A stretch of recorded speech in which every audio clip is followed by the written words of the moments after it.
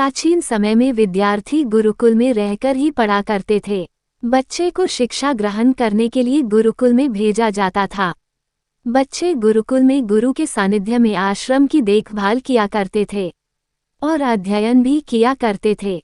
वरदराज को भी सभी की तरह गुरुकुल भेज दिया गया। वहां आश्रम में अपने साथियों के साथ घुलने मिलने लगा, लेकिन वह पढ़ने में बहुत ही कमजोर था। गुरुजी की कोई भी बात उसके बहुत कम समझ में आती थी। इस कारण सभी के बीच वह उपहास का कारण बनता है। उसके सारे साथी अगली कक्षा में चले गए, लेकिन वो आगे नहीं बढ़ पाया। गुरुजी जी ने भी आखिर हार मानकर उसे बोला, बेटा वरदराज, मैंने सारे प्रयास करके देख लिए हैं। अब यही उचित होगा कि तुम यहाँ अपना समय बर्बाद मत करो। अपने घर चले जाओ और घर वालों की काम में मदद करो। वरदराज ने भी सोचा कि शायद विद्या मेरी किस्मत में नहीं है, और भारी मन से गुरुकुल से घर के लिए निकल गया। दोपहर का समय था। रास्ते में उसे प्यास लगने लगी। इधर उधर देखने पर उसने पाया कि थोड़ी दूर पर ही कुछ महिलाएं कुएं से पानी भर रही थी।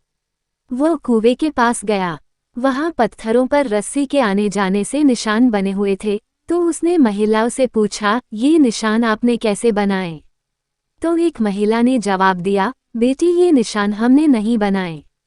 ये तो पानी खींचते समय इस कोमल रस्सी के बार बार आने जाने से ठोस पत्थर पर भी ऐसे निशान बन गए हैं।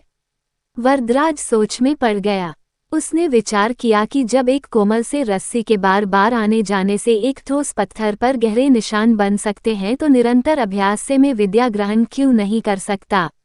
वरदराज ढेर सारे उत्साह के साथ वापस गुरुकुल आया और अथक कड़ी मेहनत की। गुरुजी ने भी खुश होकर भरपूर सहयोग किया। कुछ ही सालों बाद यही मंदबुद्धि बालक वरदराज आगे चलकर संस्कृत व्याकरण का महान विद्वान बना, जिसने लघु सिद्धांत कौमुदी, मध्य सिद्धांत कौमुदी, सार सिद्धांत कौमुदी, गीर्वाण पद्मंजरी की रचना की। शिक्षा मोरल। दोस्तों, अभ्यास की शक्ति का तो कहना ही क्या है। यह आपके हर सपने को पूरा करेगी।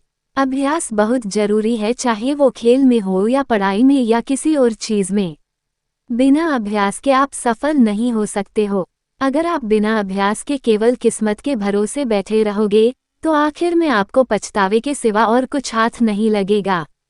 इसलिए अभ्यास के साथ धैर्य, परिश्रम और लगन रखकर आप अपनी मंजिल को पाने के लिए जुट जाए।